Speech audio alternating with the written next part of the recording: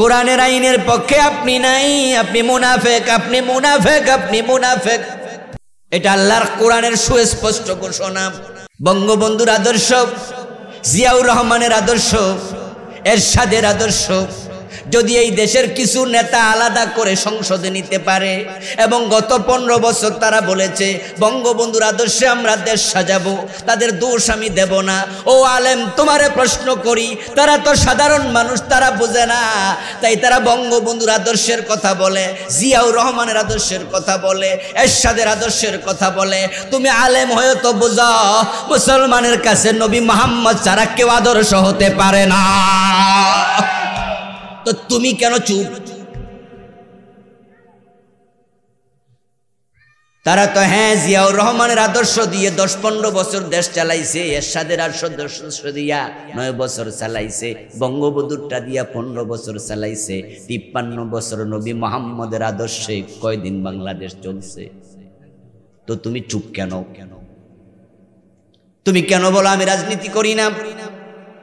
যদি আমরা মুসলমানরা বলতে পারতাম, বুঝাইতে পারতাম আমরা দল আলাদা আলাদা করব, অসুবিধা নাই, বিএনপি আওয়ামী লীগ জাতীয় পার্টি থাকুক, কোনো আপত্তি নাই, কিন্তু এক জায়গায় আমরা একমত হতে পারি, যেই দলই ক্ষমতায় যাবে ধর্মনিরপেক্ষ সংবিধান না, কোরআন দিয়া দেশ চালাতেই হবে।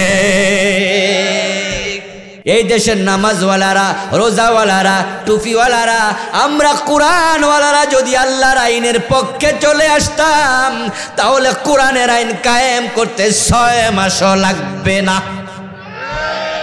এই দেশের হাজার হাজার আলেম এখনো কোরআনের আইনের পক্ষে নেই, হাজার হাজার আলেম। এবং ওরা বলে আমি কোনো রাজনীতি করি না, আমরা কোনো রাজনীতি করি না। তো তুমি রাজনীতি না করলে কোরআন সংসদে কে নেবে? সংসদে কোরআন তো নিজে নিজে হেঁটে হেঁটে ঢুকবে না। ইযা ক্বিলা লাহুম তাআলাউ ইলা মা আনজালাল্লাহু ওয়া ইলার রাসূলি রাআইতাল মুনাফিকিনা ইয়াসুদ্দুনা আনকা সুদুদা। আল্লাহ বলে, ও প্রিয় নবী, যখন তাদেরকে বলা হবে আসো আসো, তাআলাও আসো আল্লাহর কোরআনের দিকে, রাসূলের হাদিসের দিকে, লিয়াহকুমা বাইনাহুম, কোরআন হাদিস দিয়া বিচার ফয়সালা করতে চাই, কোরআন হাদিসের আইন চালাতে চাই। আপনি দেখবেন তাদের মাঝে যারা মুনাফিক, তারা আস্তে করে পাশ কাটাইয়া যাবে, এড়াইয়া যাবে, তারা বলবে তো ঝামেলায় আমি নাই। আপনি নামাজের জন্য ডাকেন, নামাজ পড়তে মসজিদে যাবেন, কিন্তু নামাজিদেরকে বলুন না, ও নামাজি ভাইরা, মসজিদে যেহেতু আসছেন আপনারা সবাই আল্লাহর আইনের পক্ষে আসেন। তখন বলবো যে হুজুর এই তো রাজনীতি না করলে হয় না। আল্লাহ বলছে যারা কোরআন মুখে মানবে বাস্তবে মানবে না। রাআইতাল মুনাফিকিনা ইয়াসুদ্দুনা আনকা সুদুদা, তারা আসলে মুমিন না, তারা মুনাফিক, তাদের মুখে একটা অন্তরে আরেকটা। ও দোস্ত, নেফাক সেনা বড় কঠিন, এটা সহজ নয়। ক্বালা রাসূলুল্লাহ সাল্লাল্লাহু আলাইহি ওয়াসাল্লাম আয়াতুল মুনাফিক সালাস, মুনাফিকের আলামত 3টা। এই হাদিস বাংলাদেশে খুব প্রচার হয়ে গেল। কথা বললে মিথ্যা বলবে, এটা মুনাফিকের আলামত। ওয়াদা করলে খেলাফ করবে, মুনাফিকের আলামত। আমানত রাখলে খেয়ানত করবে, মুনাফিকের আলামত। এই ওয়াজ আপনারা শুনতে শুনতে হাদিস মোটামুটি অনেকেরই মুখস্থ, কিন্তু এই 3 কারণে কেউ জাহান্নামী হবে না চিরকালের জন্য। এটা আসল নেফাক না, এটার নাম হলো নেফাকে আমলি। কিন্তু জাহান্নামী হবে যেই নেফাকের কারণে, ওইটার নাম হলো নেফাকে ইতিকাদি, যেটা অন্তরের নেফাকি। আচ্ছা, মিথ্যা কথা কইলে মুনাফিক জাহান্নামী, তো জীবনে মিথ্যা কথা কর না এমন এখানে কয়জন আছে? মিথ্যা কথা জীবনও কই নাই, আমি আছি নাকি? নবী ছাড়া এমন লোক পাওয়া সোজা। ইচ্ছায় অনিচ্ছায় 2-4টা মিছা কথা।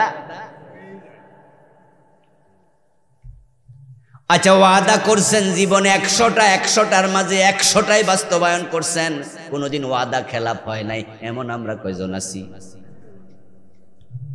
আমার দোস্ত, এগুলোর নাম নেফাকে আমলি, এগুলো ছোট নেফাক, কিন্তু এই হাদিস বেশি বেশি শুনছেন। কিন্তু যেই নেফাক জাহান্নামের তলায় নেবে, ওই নেফাকের আলোচনা খুব কম। যেমন জেহাদের কথা শুনলে চেহারা কালো যাদের হয়, সবগুলো মুনাফিক, এতে কোনো সন্দেহ নেই। এটা নেফাকে ইতিকাদি। আমার এই বাংলাদেশে গত 15 বছর জেহাদের কথা বলার মতো কোনো পরিবেশ ছিল না। এমন সময়ও গেছে জেহাদের কথা বললে জঙ্গি বলে মামলা দিয়েছে। কথা কইলে জঙ্গি, জেহাদি কি শব্দ কই? জেহাদি, জঙ্গি। শুধুমাত্র জেহাদের কথা লেখা আছে এমন বই পাওয়ার কারণে জঙ্গি বইলা মামলা দিছে, বই সহ। এবং কয়েক বছর তো এমন গেছে যে বিভিন্ন জায়গায় দেখা যেত যে জঙ্গি ধরা পড়ছে। এগুলো নাটক ছিল। কি ছিল? আরে মুনাফিক, কত নাটক ছিল। 8-10 দিন আগে সকালবেলা একটু ব্যায়াম করতে বাইরে হইলাম। তো বের হয়ে একজন ভদ্রলোক পেলাম আমার বাড়ির সামনে, দাড়িওয়ালা। আমিও হাঁটবো, উনিও হাঁটবে, আমি একটু বাড়ির কাজ ধরছি, ওখানে দাঁড়াই আছি, উনিও গেছে।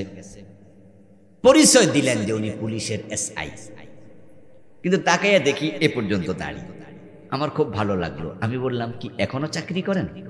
বলে, হ্যাঁ হুজুর, আমি কাউন্টার টেরোরিজমে আছি, আসল জায়গায়। এবং হুজুর, আমি গত 8-10 বছর ধরে সেখানে চাকরি করছি। আমি বললাম, ভাই দোস্ত, ভালো হয়েছে, তাহলে বিষয়ে একটু এলেম কালাম শিখি, আপনার থেকে একটু তথ্য জানি। আমি তো এগুলো ভালো জানি না, সব এলেম তো আর নাই। তো কাউন্টার টেরোরিজমের আসল কামটা কি একটু কোন? আসল কাম ছিল ভালো মানুষরে জঙ্গি বানানো। আমি কইলাম, ভাই কি কোন? বলে, হ্যাঁ হুজুর, এই যে আপনারা শুনছেন যে বিভিন্ন জায়গায় জঙ্গি ধরা পড়ছে, হুজুর আমাদের দায়িত্ব ছিল, আমরা এখান থেকে ম্যানেজ করতাম যে অমুক বাড়ি ভাড়া নেও, বাড়ি ভাড়া নিতাম, তারপরে অ্যারেস্ট হওয়া, জেলখানা থাকা কিছু যুবক, আমাদের যে সময় চিহ্নিত যুবক বিভিন্ন দল করে যারা সরকারের শত্রু, আমরা ওদেরকে ধরি ওই ঘরে ঢুকাতাম, ঢুকাইয়া ঘরের বাহির দিয়া তালা লাগাইয়া ভিতরে রাইখা বাহির দিয়া এবার র্যাব নিয়া মাইকিং করতাম, এই কারা কারা জঙ্গি আছো বাইরও তাড়াতাড়ি। বাইরবো কেমনে? তালা তো আমরাই দিছি। আস্তাগফিরুল্লাহ। এরপরে এবার মিডিয়া খবর দিয়ে আমরা নিছি, আর মিডিয়ার কাছে দেখাইছি জঙ্গি ধরা পড়ছে। পরে আবার ওদেরকে আমরা আদালতেও তুলছি, তারপর ওখানটা আবার যেখানে জেলে ছিল ওই জেলে আবার পাঠাইছি। মাঝখান দিয়া ব্যাপারটা কি হুজুর? আমি এবার জিজ্ঞাসা করলাম, সরকারের লাভ কি? কয়, লাভ হইল আন্তর্জাতিক বিশ্বরে দেখাইছে বাংলাদেশে জঙ্গি আছে, আর আমরা হলাম জঙ্গি দমনকারী। আচ্ছা, গত 2.5-3 মাসে কোনো জঙ্গি টঙ্গি ধরা পড়ছে না? দেশ কি শান্তিতে আছে না? ও দোস্ত, এই দেশে এমন অবস্থা হলো জঙ্গি ধরা পড়ছে, টেলিভিশনের স্ক্রিনের মাঝে আসছে, তার কাছে বোমা পাওয়া গেছে 10টা, বোমা তৈরির গান পাউডার পাওয়া গেছে 5 কেজি। 3 নাম্বার হলো সাথে পাওয়া গেছে কিছু জঙ্গি জেহাদি বই। এরকম নিউজ আপনারা দেখেন নাই? কয়টা জিনিস পাওয়া গেছিল? এই যে মাত্র বললাম, কয়টা? 3টা। 1 নাম্বার বোমা। ওকে, সিভিলিয়ানের কাছে বোমা থাকবে, এটা অপরাধ, রাষ্ট্রীয় আইনে অপরাধ। আমরাও একমত, সত্যি যদি বোমা পাওয়া যায় তাহলে মামলা করো, জেলে দাও, শাস্তি দাও। বোমা থাকবে ক্যান্টনমেন্টে সেনাবাহিনীর কাছে, ঠিক নয় কি? আচ্ছা, বোমা পাওয়া গেছে, জেল দাও, আমাদের আপত্তি নেই। 2 নাম্বার অংশ হলো গান পাউডার পাওয়া গেছে 5 কেজি, যা দিয়ে বোমা বানানো হবে। সিভিলিয়ানের কাছে বোমা বানানোর যন্ত্র পাওয়া যাওয়া আইনত অপরাধ, কারণ তারা দিয়ে বোমা বানাবে, এটা অপরাধ। এটা সেনাবাহিনীর ক্যান্টনমেন্টে বোমা বিশেষজ্ঞর কাছে থাকবে, এটাও অন্যায়, জেল দাও, তাদেরকে শাস্তি দেওয়া আপত্তি নাই। কিন্তু 3 নম্বর জায়গায় চরম আপত্তি, তারা লিখছে কিছু জেহাদি বই পাওয়া গেছে, আল্লাহর কোরআনের মাঝে জেহাদের আয়াত আছে না নাই? জেহাদ কি অপরাধ না ইবাদত? সবাই বলতে হবে কথা, যেটা বোঝেন সেটা বলেন। জেহাদ অপরাধ না ইবাদত? নফল না ফরজ? দেখছেন নিয়ে জানোয়ার গুলো ষড়যন্ত্র করে জেহাদকে কোথায় নিয়ে। আল্লাহর গজব কি হেরের উপর এমনি আইছে? এখন যে দেশ ছেড়ে পলাইছে, রান্না করা ভাত খাইয়া পলাইতে পারে নাই, এমনি আইছে গজব। আকাশের মালিক রাগ হয়ে গেছে, খেপে গেছে। কি লেখলো? জিহাদি বই পাওয়া গেছে। জিহাদ আমার নবী করেছেন, জিহাদ সাহাবারা করেছে, জিহাদ মুসলমানরা করবেই। কারণ জিহাদ যখন থাকবে না, সমাজে অন্যায় ছড়িয়ে পড়বে। শুধুমাত্র কাউকে তলোয়ার দিয়ে কেটে ফেলার নাম জিহাদ না, জিহাদ হলো অন্যায়ের প্রতিরোধের নাম। অন্যায় যেখানে, প্রতিবাদ সেখানে। মুখ দিয়ে বলা জিহাদ, কলম দিয়ে অন্যায়ের বিরুদ্ধে লিখার নাম জিহাদ, প্রয়োজনে তলোয়ার হাতে নেয়ার নাম জিহাদ। জিহাদ ইসলামে একটি ফরজ ইবাদতের নাম। নামাজের কথা কোরআনে আসছে 80 বারের বেশি, হজের কথা আসছে 4-5 আয়াতে, যাকাতের কথা আসছে 8-10-20 আয়াতে, রমাদানের কথা আসছে 4-5টা আয়াতে, আর জিহাদের কথা আসছে 500 আয়াতে। ডিরেক্টলি ইনডিরেক্টলি 500 আয়াত শুধু জিহাদ প্রসঙ্গে নাযিল হয়েছে। রাসূল জীবনে হজ করেছেন মাত্র একবার, আল্লাহর নবী হজ করেছেন মাত্র একবার, রোজা রেখেছেন দ্বিতীয় হিজরি থেকে মাত্র 9 বার, 9 মাস। কিন্তু সেনাপতি হয়ে রাসূল জিহাদের ময়দানে গেছেন 27 বার। আমার রাসূল সাল্লাল্লাহু আলাইহি ওয়াসাল্লামের একজন সাহাবী খুঁজে পাবেন না যিনি জিহাদের ময়দানে যান নাই। একজন ছিলেন অন্ধ, নাম ছিল আব্দুল্লাহ ইবনে উম্মে মাকতুম রাদিয়াল্লাহু তাআলা আনহু। উনার জীবনী পড়ুন, পড়লে পাবেন উনি যুদ্ধের মাঠে শহীদ হয়েছে। ওই অন্ধ সাহাবীও হযরত ওমরের খেলাফতকালে গাজওয়ায়ে কাদেসিয়াতে ওমরকে ধরে যুদ্ধের মাঠে যাইতে রাজি করছে। ওমর জিজ্ঞাসা করছিল, ও আব্দুল্লাহ, তুমি যে যুদ্ধে যাইবা, তুমি যাইয়া করবা কি? চোখে তো দেখো না। তখন আব্দুল্লাহ ইবনে উম্মে মাকতুম বলছে, ওমর, আমি তলোয়ার হাতে নিতে পারবো না, জিহাদ করতে পারবো না, কিন্তু যুদ্ধের পতাকাটা আমার হাতে দিও, আমি কলামার পতাকাটা উঁচু করে 2 হাতে তুলে ধরতে পারবো। আমি এটা পারবো। 2 হাতে কালেমার পতাকা তুলে ধরার জন্য তো আর চোখ লাগে না, আমি তো অন্ধ। ওয়াদা দিলাম কালেমার পতাকা জীবন থাকতে মাটিতে পড়তে দেব না। হযরত ওমর রাজি হয়ে গেলেন, দ্যাটস ওকে, যাও যুদ্ধের মাঠে যাও। ও সেনাবাহিনীর প্রধান, ও সেনাপতি, যুদ্ধের পতাকাটা তোমার হাতে দিলাম না, আব্দুল্লাহর হাতে দিলাম। যুদ্ধের মাঠে চলে গেলেন। যুদ্ধ শুরু হয়ে গেল। প্রচন্ড যুদ্ধের সময় মুসলমানরা দিক বিদিক ছড়িয়ে পড়ল যুদ্ধের মাঠে। আব্দুল্লাহ ইবনে উম্মে মাকতুম রাদিয়াল্লাহু তাআলা আনহু তলোয়ার, কালেমার পতাকা 2 হাতে তুলে ধরে থাকলেন। কাফেরদের বুঝতে কোনো কষ্ট হলো না, এই কলামাধারী, এই পতাকাওয়ালাটা মুসলমান তীর মারলো, বর্ষা মারলো, ধনুক মারলো, পাথর মারলো, শেষ পর্যন্ত তলোয়ার দিয়া কোপায়া আব্দুল্লাহকে শহীদ করে দিল। যুদ্ধের পরে দেখা গেল আব্দুল্লাহ ইবনে উম্মে মাকতুমের লাশ জমিনে পড়ে আছে, কিন্তু তখনও তিনি 2 হাত দিয়ে কালেমার পতাকা ধরে রেখেছেন। আর গত 15টা বছর সে জিহাদের কথা বলার পরিবেশেই। জিহাদের কথা শুনলে মজা লাগে না, চেহারা কালো হয়ে যায়। এমন 2-4 জন এখানে এখনো আছেন, জিহাদের কথা শুনলে কেমন কেমন লাগে। শোনো দোস্ত, তুমি মুনাফিক, তোমার অন্তরে প্রবলেম। আল্লাহ তাআলা বলছেন ফাইদা উনজিলাত সূরাতুম মুহকামা ওয়া যুকিরা ফীহাল কিতাল রাআইতাল্লাযীনা ফী কুলূবিহিম মারাদুন ইয়ানজুরুনা ইলাইকা নাযারাল মাগশিয়্যি আলাইহি মিনাল মাউত। সুবহানাল্লাহ। ও প্রিয় নবী, যখন আপনার কাছে কোরআনের সুস্পষ্ট আয়াত নাজিল হয় সূরাতুম মুহকামা ওয়া যুকিরা ফীহাল কিতাল, আর সেখানে লড়াইয়ের আয়াত থাকে, কিতাল জিহাদের আয়াত থাকে, যখন ওই আয়াত আপনি তেলাওয়াত করে শোনান, আপনার সামনে যারা হাজির তাদের কিছু কিছু দেখবেন চেহারা কালো হয়ে গেছে, আপনার দিকে এমন ভাবে তাকায় মনে হয় আজরাইল দেখতেছে, মইরা নি যাই। এই যে আজকে এখানে আলোচনা করছি জিহাদ নিয়া, কিছু ভাই কিন্তু খুব খুশি হচ্ছে, ভালো লাগতেছে, পারে না একটু এখনই বুঝি লাগিয়ে দেবো জিহাদ ভাব আছে। আবার কিছু কিছু আছে মন মরা, মজা লাগে না, যার অন্তরে মজা হয় নাই, আল্লাহর কসম তুমি মুনাফিক।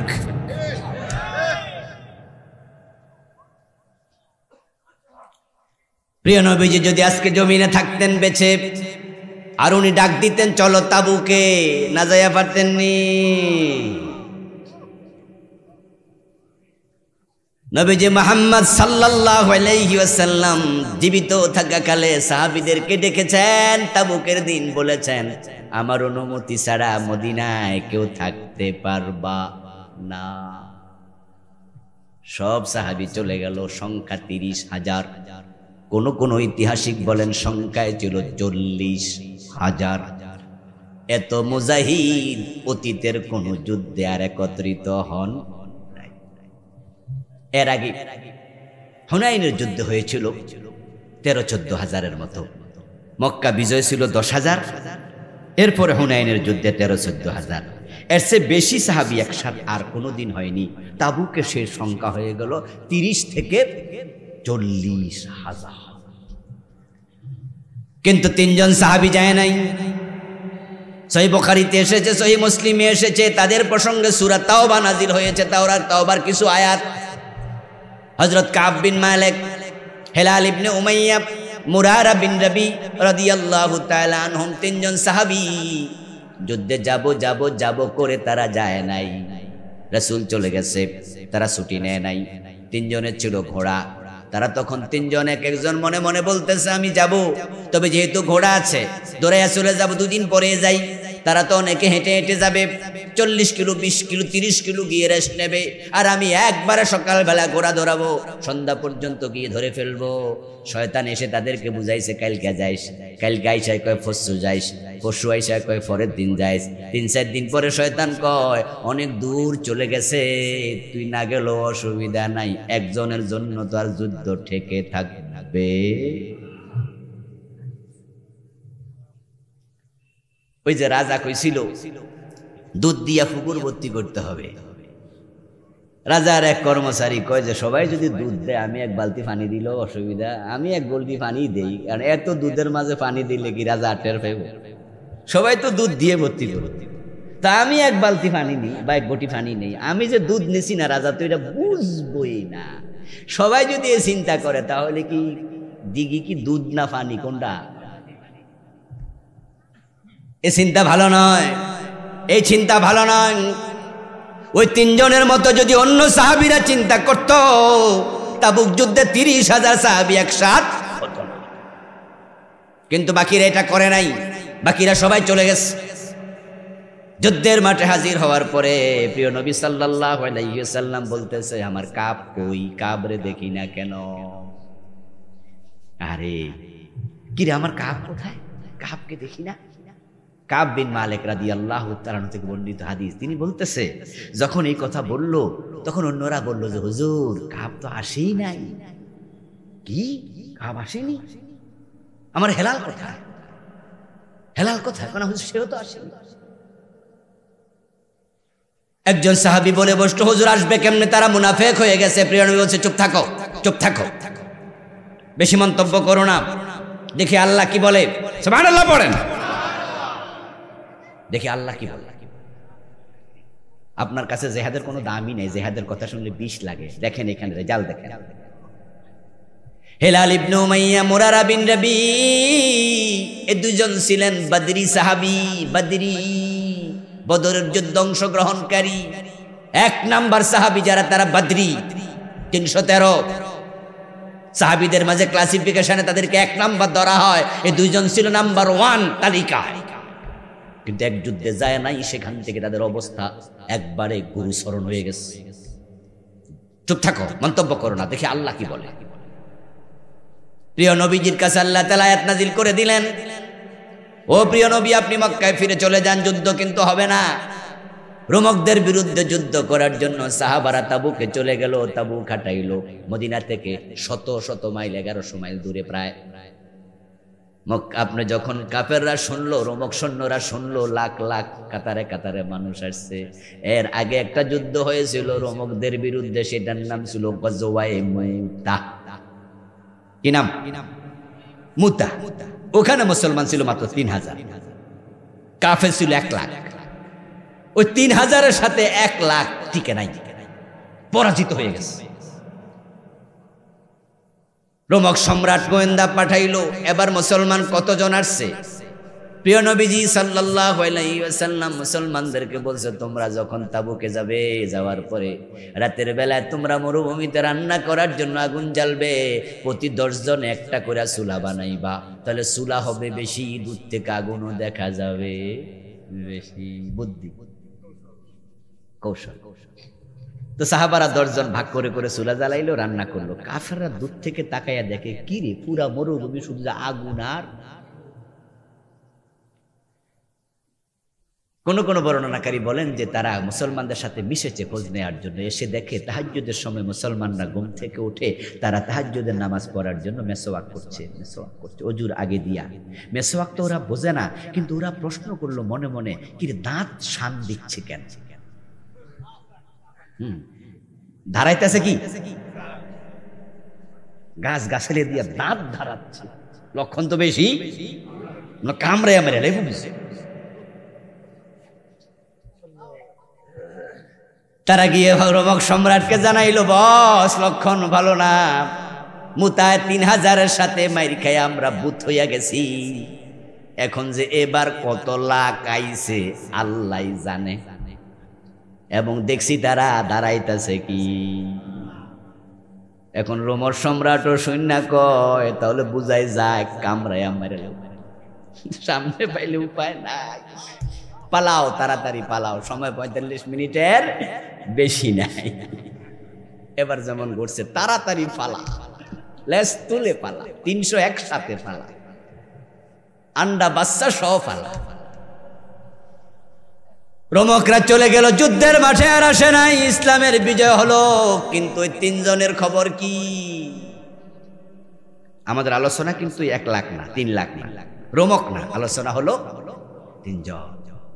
আল্লাহ তাআলা আয়াত নাজিল করছেন, রাসূল, আপনি যখন মদিনায় ফিরে যাবেন, তখন যারা মুনাফিক তারা আপনার কাছে এসে এসে ওজর দেখাবে, বলবে হাঁটুতে ব্যথা ছিল, মাথায় ব্যথা ছিল, শরীরে জ্বর ছিল, বউ সুস্থ ছিল না, হুজুর এই সমস্যা ওই সমস্যা।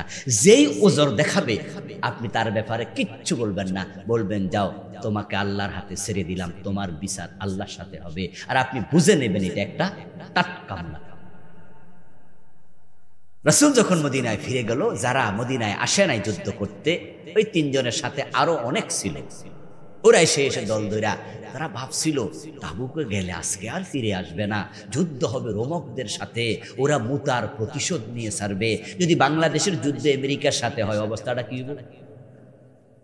বুঝেন তো, যুদ্ধবিদ্যা সম্পর্কে যারা কম বেশি বুঝেন, যে বাংলাদেশের লোক আমেরিকার যুদ্ধ হইলে কয়দিন টিকবেন?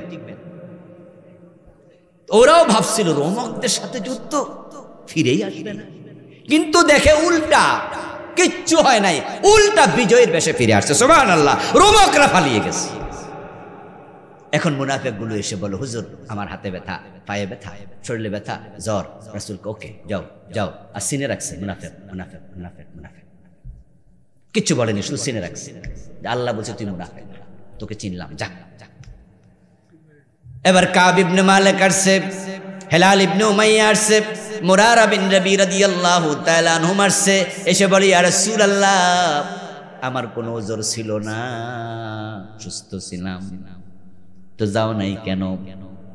হুজুর যাব যাব ভাবছিলাম, কিন্তু পরক্ষণে আর যাই নাই, এটা ভুল হয়ে গেছে, আমারে মাফ কইরা দেন। কি নাম কি মুনাফিকের তালিকা ঢুকছে নাকি? ওজর দিলে কিন্তু উপায় ছিল না। মুনাফিকের প্রবলেমটা কোথায়? কথা বলেন কোথায়? অন্তরে। ওদের অন্তর সাফ ছিল, কাজে একটু গাফলতি হয়েছে। আল্লাহ রাসূল বললেন, বুঝলাম তোমাদের ব্যাপারে আল্লাহর ফয়সালা আসা পর্যন্ত আমার কিছু করার নেই, তোমরা বাড়ি চলে যাও। তিনজন সাহাবী বাড়ি চলে গেলেন। 50 দিন পর্যন্ত পরে আল্লাহর নির্দেশ আসলো, তাদেরকে সালাম দেয়া নিষেধ, সালাম দেয়া যাবে না। তারা যদি আপনাদেরকে সালাম দেয়, সালামের জবাব দেওয়া যাবে না। পরে নির্দেশ আসলো, তাদের সাথে কথাবার্তাও আর বলা যাবে না। তাদের বউয়ের কাছে রাসূলুল্লাহ মেসেজ পাঠাইলেন, আল্লাহ বলছে এক বিছানায় ঘুমানো যাবে না। ইয়া রাসূলুল্লাহ, তাদেরকে কি মসজিদে আসতে নিষেধ করব? সাহাবীরা জিজ্ঞাসা করে। রাসূল বলে, না, আল্লাহ এটা এখনো, আরে ভাই বলেন না কিছু, নিজেরাও তো কিছু বুঝালেন না, আল্লাহ এটা এখনো বলে নাই, নিষেধ করে নাই, সুতরাং মসজিদে নিষেধ করুন, আসুক। কাব বিন মালিক রাদিয়াল্লাহু তাআলা আনহু বলেন, প্রিয় নবীজির সামনে গিয়ে যখন সালাম দিতাম, রাসূলুল্লাহ জবাব না দিয়া মুখটা ফিরাইয়া নিতেন, তখন কষ্টে আমার কলিজা ফেটে যাওয়ার উপক্রম হয়ে যেত। আবার যখন আমি নামাজে দাঁড়াতাম, আমি দেখতাম আমার রাসূল দূর থেকে আমার দিকে তাকায় আছে।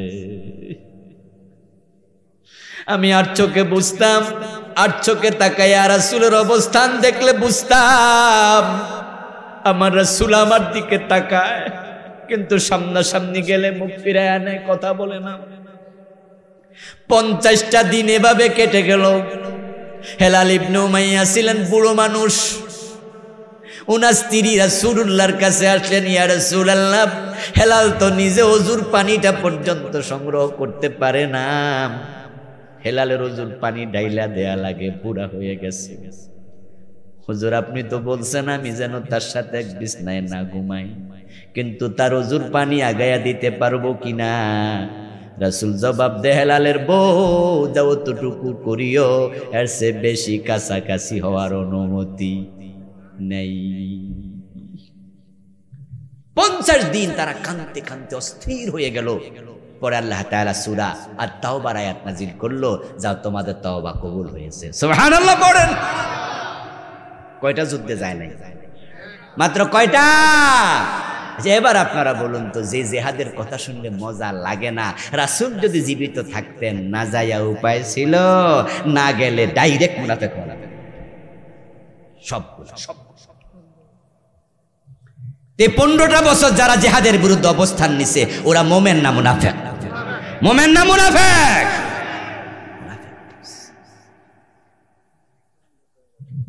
কি ভাবছেন মনে মনে নামাজ পড়ছেন, রোজা রাখছেন, জান্নাতে চলে যাবেন দৌড় মাইরা? যে আব্দুল্লাহ ইবনে উবাই রাসূলুল্লাহর হাতে হাত রেখে কালেমা পড়লো, ওই আব্দুল্লাহ ইবনে উবাই যখন মরে গেল, প্রিয় নবীজি বলছেন, মুনাফিকের ক্ষমা নাই, ক্ষমা নাই, ক্ষমা কোনোদিন পাবে না। শোনো ঘটনা, শোনো। আব্দুল্লাহ ইবনে উবাইর ছেলে এসে বলে, হুজুর, আমার বাবা মরে গেছে, আপনি জানাজার নামাজের ইমামতি করেন।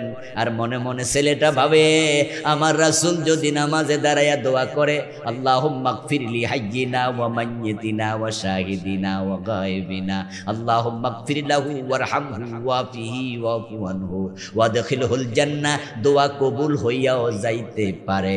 আমার রাসূল জানাজার নামাজের ইমাম হলে আমার বাবা মাপ পাইলে পাইতেও পারে। রাসূল তো নরম দিল, রহমাতুল লিল আলামিন, তিনিও বললেন, যাও যাও, তোমার বাবারে গোসল দাও, আমি জানাজার নামাজ পড়াবো। আল্লাহর হাবিব রওনা দিস। সামনে হযরত ওমর। ওমর দেখা হওয়ার পরে জিজ্ঞাসা করে, হুজুর কোথায় যান? প্রিয় নবী সাল্লাল্লাহু আলাইহি ওয়াসাল্লাম বলছে, আব্দুল্লাহ ইবনে উবাইর জানাজার নামাজের ইমামতি করতে যাই। হযরত ওমর বলছে, ইয়া রাসূলুল্লাহ, কি সব বলতেছেন আপনি? তার মতো জালেম জমিনে কে আছে? সে আপনাকে অমুক দিন এই কথা বলছে, অমুক দিন এই কষ্ট দিছে, তার মতো কষ্ট আর কেউ আপনাকে দেয় নাই, আপনি তার জানাজার নামাজ পড়াবেন না, এ তো মুনাফেক।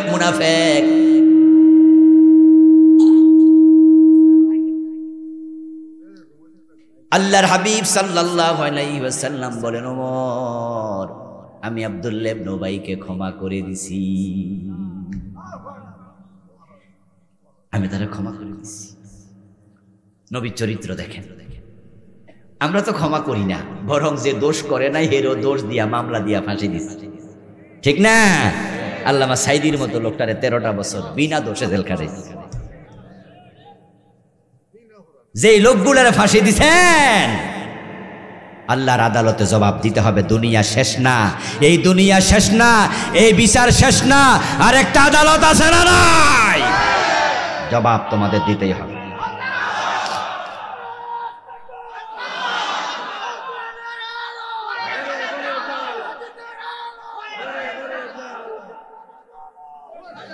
আমার প্রিয় ভাই, আরে এমন কিছু মানুষকে ফাঁসি দিয়া মেরে ফেলছে যে মানুষগুলো এই দেশের একটা টাকা চুরি করে নাই, ঠিক না? 5 বছর মন্ত্রী ছিল, 1 টাকার দুর্নীতি খুঁজে পায় নাই। আর উনারা তো খুব ভালো মানুষ, দেশপ্রেমিক, নামের আগে মুক্তিযোদ্ধা, দেশপ্রেমিক। বাবারে বাবা, কয় যে উনার ফিয়ন 400 কোটি টাকার মালিক, উনার ফিয়ন 400 কোটি টাকা। ও দোস্ত, ফিয়ন যদি 400 কোটি টাকার মালিক হয়, বাড়িওয়ালা কয় 1000 কোটি টাকার মালিক। দেশটাকে ফতুর বানিয়ে দিয়েছে। আর যে দোষ দেশ লোকদেরকে ফাঁসি দিছ, 5টা বছর মন্ত্রী ছিল, 1 পয়সা চুরি করে নাই। এটাকে তাকওয়া বলে, এটাকে দেশপ্রেম বলে। এই লোকগুলো আসল দেশপ্রেমিক ছিল, ঠিক কিনা? যাদেরকে তোমরা বলছো রাজাকার, যুদ্ধ অপরাধী, তারা দেশের 1 টাকা খায় নাই, লুট করে নাই, চুরি করে নাই। তোমরা প্রমাণ দিতে পারো নাই। ফখরুদ্দিন, মঈনুদ্দিন টর্চলাইট দিয়া, মাইক্রোস্কোপ দিয়া খুঁজছে, কোনো দুর্নীতি পায় নাই। এটাকে বলে দেশপ্রেম, এটাকে বলে তাকওয়া। সুযোগ ছিল, কি পরিমাণ সুযোগ থাকে মন্ত্রী হইলে, এটা তো কল্পনা আমরা করতে পারবো না। কারণ আমরা তো দেখি যে একজন মেম্বার আর চেয়ারম্যান কমিশনারে কোটি টাকার মালিক হয়ে যায়, ঠিক না? আর পুরা মন্ত্রী 5টা বছর 1 টাকা খায়। ও দোস্ত, নবী মুহাম্মদ সাল্লাল্লাহু আলাইহি ওয়াসাল্লাম বলছে, আমি ক্ষমা করে দিয়েছি। আব্দুল্লাহ ইবনে উবাইর জানাজার নামাজ রাসূলুল্লাহ পড়ালেন। জানাজার নামাজ শেষ, আব্দুল্লাহ ইবনে উবাইর ছেলে এসে বলে, ইয়া রাসূলুল্লাহ, আপনার গায়ের একটা জামা যদি দিতেন, আমার বাবার লাশটাকে জড়াইয়া তারপরে কবরে রাখতাম। আমার বাবার আমল তো ভালো না, চিন্তা চেতনা তো ভালো না, কবরে আযাব তো হতেই পারে, কিন্তু আপনার জামার ওসিলায় আল্লাহ মাফ করলো, করতে পারে। নবিউর রাহমা রাহমাতুল লিল আলামিন, মদিনার প্রেসিডেন্ট গায়ের জামা দিয়ে দিলেন। আব্দুল্লাহ ইবনে উবাইর লাশ পেঁচানো হলো, জড়ানো হলো, তারপরে কবরের মাঝে রাখা হবে। রাসূলুল্লাহ সাল্লাল্লাহু আলাইহি ওয়াসাল্লাম আব্দুল্লাহ ইবনে উবাইর লাশের কাছে গেলেন, মাথাটা রানের উপর রেখে পবিত্র থুতু বের করে গালের মাঝে, কপালের মাঝে মেখে দিলেন। রাসূলুল্লাহ থুতুর ওসিলায় যদি আল্লাহ কবরের আযাব মাফ করে। আল্লাহর হাবিবের জামার মাঝে পেঁচাইয়া থুতু টুতু মেখে কবরের ভিতরে শোয়ানো হলো, কবরের মাটি সমান করে দেয়া হলো। আল্লাহ বলে, জিবরিল তাড়াতাড়ি যাও, তাড়াতাড়ি রাসূলের কাছে যাও। কোরআনের আয়াত নাজিল হয়ে গেল। কি নাজিল হলো? আল্লাহ তাআলা বলেন, ওয়ালা তুসাল্লি আলা আহাদিম মিনহুম মাতা আবাদা ওয়ালা তাকুম আলা কবরিহি ইন্নাহুম কাফারু বিল্লাহ। ও আমার নবী, এদের কবরের পাশে আর দাঁড়াবেন না, জানাজার নামাজও পড়াবেন না, দোয়া কইরা কোনো লাভ নাই, আল্লাহ ক্ষমা করবে না, কারণ তাদের ঈমান নাই। তাহলে অন্তরে যাদের নেফাক আছে তাদের বিপদ আছে না নাই? খুব বিপদ। তসলিমা নাসরিন বলে, আমরা যারা মুসলিম সে আমাদেরকে কটাক্ষ করে বলে বুদ্ধিমানরা মুসলিম হয় কেমনে, সে নাকি খুব বুদ্ধিমতী, খুব বোঝে। নাস্তিকগুলো অতি চালাক, আসলেও তারা অতি চালাক। আর বাংলায় প্রবাদ আছে, অতি চালাকে গলায় দড়ি। তারা আল্লাহর অস্তিত্ব স্বীকার কেন করে না? তারা অতি চালাক হয়ে তারা যুক্তিবাদী হয়। এই হলো একদল। তাদের ব্যাপারে সংক্ষিপ্ত কিছু কথা বলবো, আগে দলীয় পরিচয়গুলো দেই। 4 দল মানুষ, 4 ভাগ মানুষ। 1 ভাগ হলো নাস্তিক। আপনারা বলুন তো, নাস্তিক যারা তারা জান্নাতি না জাহান্নামী? তাহলে 1 দল দোজখী পাওয়া গেল, যারা আল্লাহর অস্তিত্বটাই স্বীকার করে না। দ্বিতীয় দলের নাম হলো কাফের এবং মুশরিক। তারা আল্লাহকে স্বীকার করে, আল্লাহ আছে এটা বলে, কিন্তু এক আল্লাহর ইবাদত করতে রাজি হয় না। তারা আল্লাহকেও স্বীকার করে, আবার লাত, মানাত, উজ্জা, হবল, লক্ষ্মী, দুর্গা, সরস্বতীর পূজাও করে। তারা আল্লাহকেও স্বীকার করে, আল্লাহর আইনও তারা মানে। 5 ওয়াক্ত নামাজ আপনি ওই মানুষগুলো পড়তে চায়, পড়ে, রমজানে রোজাও রাখে, মাঝে মাঝে কিছু পেঁচও লাগায়, কিন্তু বলে না আমরা নামাজ রোজা মানি না, আল্লাহরে মানি না। আল্লাহর আইন মসজিদে যায়া মানতে রাজি, কিন্তু সে আল্লাহর আইন সংসদ ভবনে, গণভবনে, আদালতে মানতে রাজি না।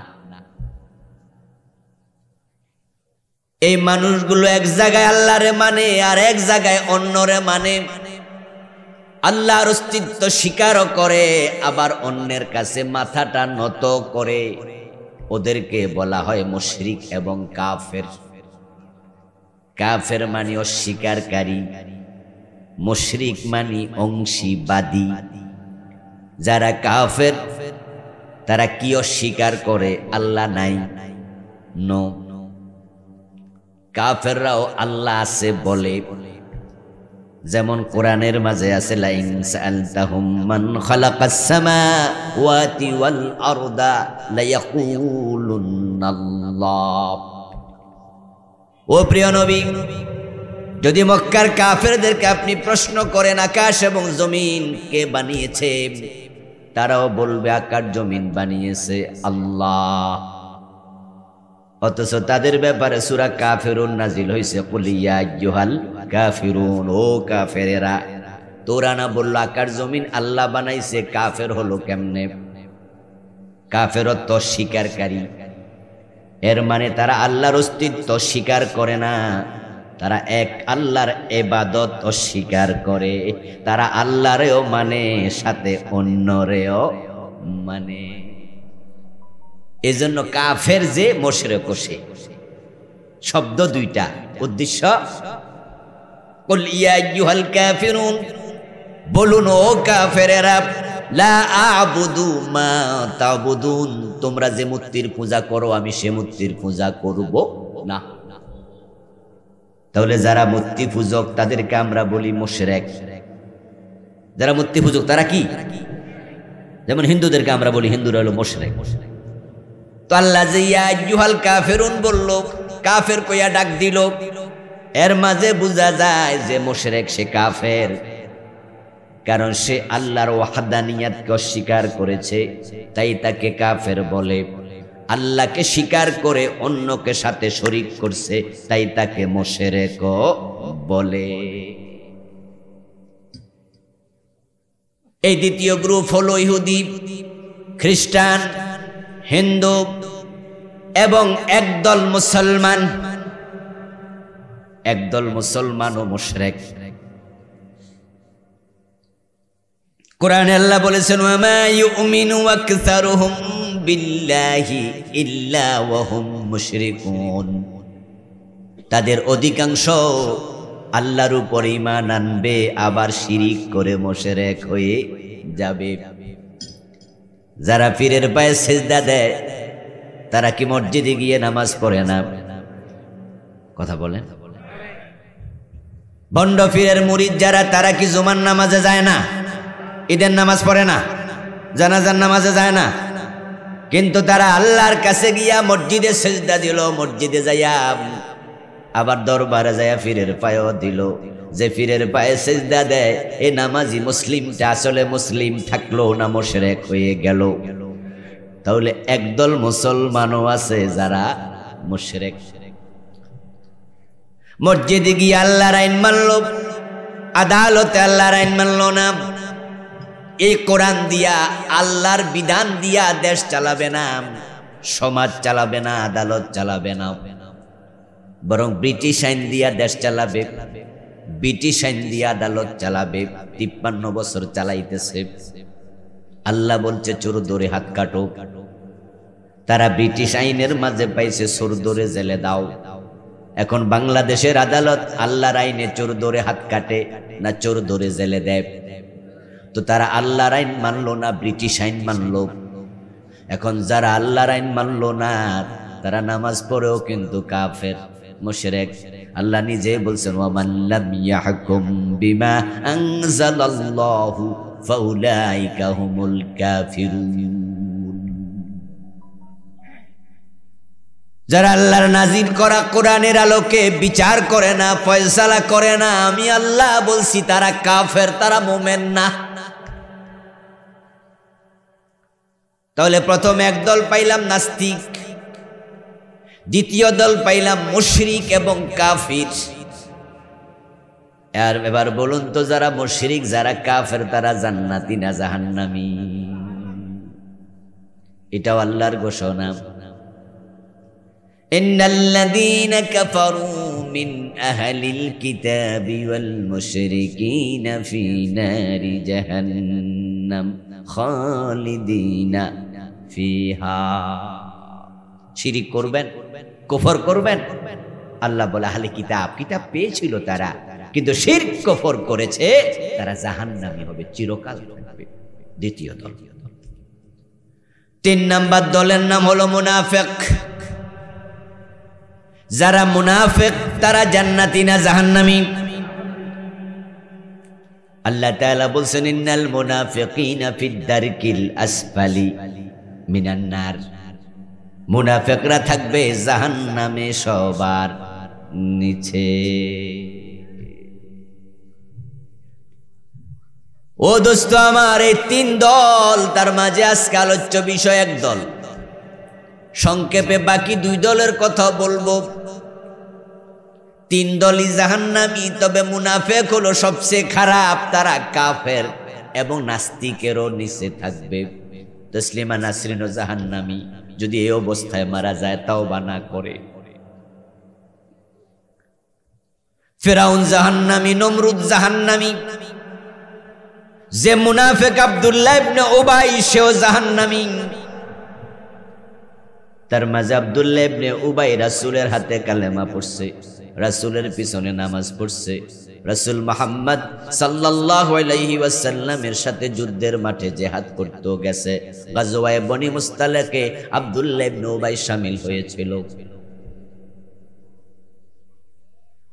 ফেরাউন কোনোদিন কালেমা পড়ে নাই, ফেরাউন কোনোদিন নামাজ পড়ে নাই, ফেরাউন ইসলামের পক্ষে যুদ্ধে যায় নাই। নমরুদও তাই। তাই নমরুদও জাহান্নামী, ফেরাউনও জাহান্নামী। আর যে আব্দুল্লাহ ইবনে উবাই রাসূলের হাতে কালেমা পড়ছে, সে আব্দুল্লাহ ইবনে উবাই জান্নাতি না জাহান্নামী? তার অবস্থান হবে ফেরাউন নমরুদেরও নিচে। তাহলে বোঝা যায় মুনাফিক কাফেরের চেয়েও ভালো না খারাপ। কিন্তু মুনাফিকের মাঝে নামাজ রোজাও আছে। 3 দল জাহান্নামী। 4র্থ দলের নাম মুমিন, মুসলিম, ঈমানওয়ালা, ইসলামওয়ালা। তারা সব জান্নাতি। সুবহানাল্লাহ পড়ে। কদ আফলাহাল মুমিনুন। যারা মুমিন তারা সফল। মান ক্বালা লা ইলাহা ইল্লাল্লাহ সুম্মা মাতা আলাইহি দাখালাল জান্নাহ। প্রিয় নবীজি বলেছেন, যে ব্যক্তি কালেমা পড়লো, এই ঈমানের উপরে মৃত্যুবরণ করলো, মরতে দেরি, আল্লাহর জান্নাতে যেতে দেরি হবে না। وقال النبي صلى الله عليه وسلم إني لا أعرف من يخرج من النار آخرا যে ব্যক্তিকে জাহান্নাম থেকে সবার পরে মুক্তি দেয়া হবে আমি নবী মুহাম্মদ তাকে চিনি ইয়াখরুজু মিনান নারি হাবওয়া ফাইন্নাহু ইয়াকুনু ফিন নারি হুমামা সে অপরাধের কারণে জাহান্নামের আগুনে জ্বলতে জ্বলতে অঙ্গারের মতো হয়ে গেছে লাকড়ি জ্বলে যেমন অঙ্গার হয় কিন্তু লোকটার অন্তরে ঈমান আছে ঈমান থাকার কারণে আল্লাহ তাআলা তাকে জাহান্নামের শাস্তি দেয়ার এক পর্যায়ে তাকেও মুক্তি দিয়ে জান্নাত দিয়ে দেবেন ঈমানওয়ালা জান্নাতি ঈমানওয়ালা জান্নাতি বাকি তিন গ্রুপ জাহান্নামী সরিষা পরিমাণ ঈমানও যদি থাকে অন্তরে আপনি জান্নাত পাবেন কারণ ঈমানওয়ালাকে আল্লাহ কখনো চিরস্থায়ী জাহান্নামী বানাবেন না প্রিয় নবীজি বলছেন ইয়াখরুজু মিনান নারি হাবওয়া ওই ঈমানওয়ালা সে জাহান্নাম থেকে যখন বের হবে হাঁটার মতো বল নাই সামর্থ্য নাই জীর্ণ শীর্ণ হয়ে গেছে কিনকায় জাহান্নামের আগুনে জ্বলতে জ্বলতে কালো অঙ্গার হয়ে গেছে তাই ক্রলিং করে হামাগুড়ি দিয়ে দিয়ে জাহান্নাম থেকে বের হবে তাকে নাহারুল হায়াত নামক একটি ঝর্ণায় আল্লাহর ফেরেশতারা গোসল দেয়াবে তারপরে সে সুঠাম দেহে পরিণত হবে ওই দেহ নিয়ে আল্লাহর জান্নাতে সে ঢুকবে আল্লাহ ওই সর্বশেষ জান্নাতে প্রবেশকারী ওই ক্ষীণ দুর্বল সরিষা পরিমাণ ঈমানওয়ালা মুসলমানকে দুনিয়ার মতো 10 দুনিয়া জায়গা জান্নাতে দিয়ে দেবেন আর যারা এর আগে জান্নাত পাবে তারা কি পরিমাণ পাবে আমার বন্ধু এটা হলো ঈমানদারের পুরস্কার ঈমানদার যারা তারা জান্নাতি জান্নাত পাওয়ার জন্য শর্ত হলো ঈমানের উপরে মরিতেই ঈমান হারা হইয়া যদি মরে তাহলে জান্নাত নাই 4 গ্রুপ মানুষের পরিচয় দিলাম এখন আপনি কোন গ্রুপে নিজেকে খুঁজবেন আলহামদুলিল্লাহ আমরা নাস্তিক নই আমরা আল্লাহর অস্তিত্বে বিশ্বাস করি আমরা সবাই জানি এক আল্লাহ আছে না নাই আল্লাহ যে আছে কোনো কনফিউশন আছে সন্দেহ আছে আমরা নাস্তিক নই তাহলে প্রথম গ্রুপে আমরা নাই আলহামদুলিল্লাহ এটা আল্লাহর বড় দয়া যে মানুষগুলো নাস্তিক তারা ব্যাককল যদিও নিজেদেরকে তারা মনে করে অতি চালাক তারা বলে যা দেখি না তা মানি না সৃষ্টিকর্তাকে নাকি তারা খুঁজে পায় না অথচ আমরা পৃথিবীর যেদিকে তাকাই সেখানে আল্লাহর অস্তিত্ব দেখতে পাই ওয়াফিল আরদি আয়াতুল লিল মুকিনিন কোরআনে আল্লাহ বলেন জমিনের মাঝে আল্লাহর অসংখ্য নিদর্শন আছে তুমি যদি তাকাও তোমার নিজের দিকে ওয়াফি আনফুসিকুম আফালা তুবসিরুন তুমি নিজের দিকে তাকালে তোমার নিজের মাঝে আল্লাহকে খুঁজে পাবে কেমনে পাবেন আয়নার সামনে দাঁড়াবেন একজন আরবি কবি বলছেন انظر الى المرء وقل من شق فيه بصره من ذا الذي جهزه بقوة مبتكرة ذاك هو الله الذي أنعمه منهمرا আয়নার সামনে দাঁড়ায়া তুমি নিজেকে নিজে প্রশ্ন করো এত সুন্দর চেহারা কেমনে হলো কে বানালো চেহারার হাত দেও কপালে শক্ত হাড্ডি পাবে এরপরে চোখের নিচে হাত দেওয়া আবার শক্ত হাড্ডি পাবে, ডান পাশে হাত দেওয়া শক্ত হাড্ডি পাবে, বাম পাশে হাত দেওয়া শক্ত হাড্ডি পাবে। এবার নিজেকে প্রশ্ন করো, হাড্ডি ছিদ্র করে নরম চোখ কেমনে হলো? এই সুন্দর অবয়ব বানানোর পিছনে একজন ডিজাইনার আছে না নাই? তুমি নিজেকে প্রশ্ন করো। উনজুর ইলাল মারই ওয়া কুল মান শাক্কা ফীহি বাসারা, মানুষের দিকে তাকাও, তারপরে বলো কে চক্ষু ছিদ্র করে বসালো? 3.5 হাত মানুষের মাঝে মানজাল্লাযী জাহাজাহু বিকুওয়াতিন মুবতাকিরা, এমন ব্রেইন আল্লাহ দিল, তারা ব্রেইন খাটায় মঙ্গল গ্রহে চলে যায়, যাদের দেশে চলে যায়, গ্রহ থেকে গ্রহান্তরে দূরে বেড়ায়। এ মানুষগুলোর ব্রেইন এত বেশি, বিশাল হাতির পিঠে বসে এই হাতিটাকে শাসন করে, ইশারা দিলে বসে, ইশারা দিলে দাঁড়ায়। তারা 3 মাস পর্যন্ত ইশারা দিয়ে প্রশিক্ষণ শিখায়। এই ব্রেইন তাদের ভিতরে কে দিল? একজন কারিগর আছে না নাই? প্রশ্ন করো, প্রশ্ন করো। যারা বলছে সব এমনি এমনি হয়ে যায়, তাদের কাছে আমরা প্রশ্ন রাখবো।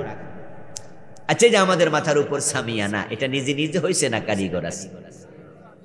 আপনাদের নিচে যে বিছানা, আমার নিচে টেবিল, এটা চেয়ার, এটা কি নিজে নিজে হয়েছে? আচ্ছা, এই মাইক, এই হাত ঘড়ি, মোবাইল, কোনটা নিজে নিজে হয়েছে?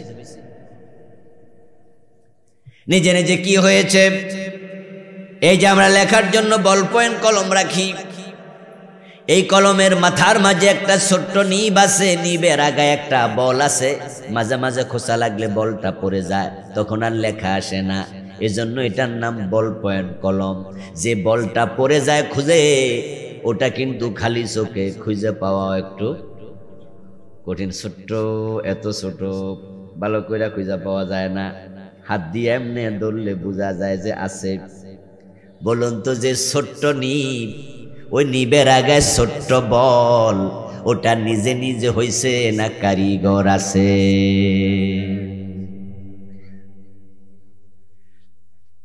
নাস্তিকগুলো ব্যাককল, ও দোস্ত, তারা ভাবে তারা অতি চালাক, তারা নাকি আল্লাহরে পায় না, বলে সব এমনি এমনি হয়ে গেছে, প্রাকৃতিক। আমি বলি, ও ভাই নাস্তিক, থামো একটু, ভাবো।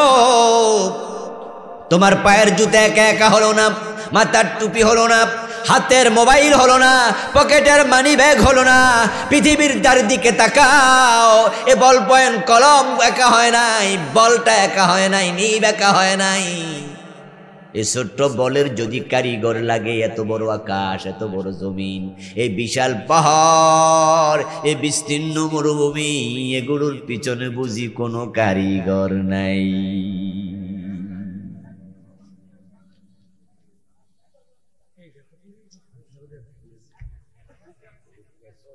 আমরা যেদিকে যাই, যেদিকে তাকাই, সেখানে আল্লাহ তাআলার অস্তিত্ব খুঁজে পাই। ও আমার দোস্ত, যদি আপনি মরুভূমিতে যান, পাহাড়ি অঞ্চলে যান, পাহাড়ে ওঠেন, পাহাড়ে ওঠার পরে যদি সেখানে ছাগলের পায়খানা দেখতে পান, ছাগলের পায়খানা চিনেন না? এটা কি গরুর পায়খানার সাথে মিলে? এটা কি একরকম না ভিন্ন রকম? তাহলে আপনি মরুভূমিতে যাওয়ার পরে যদি ছাগলের পায়খানা দেখেন, ওই ছাগলের বিষ্ঠা প্রমাণ করবে নিশ্চয় এখানে একটা না একটা ছাগল এসেছেই, না হয় বিষ্ঠা আসলো কোত্থেকে। যদি সেখানে আপনি গরুর গোবর দেখেন, তাহলে আপনার বিবেক বলবে এখানে গরু ছিল, না হয় গোবর আসলো কোত্থেকে। ও দোস্ত, তুমি আকাশ এবং জমিনের দিকে তাকাইয়া কেন ভাবো না ছাগলের বিষ্ঠা দিয়ে বোঝা যায় ছাগল ছিল, গোবর দিয়ে বোঝা যায় গোবর ছিল?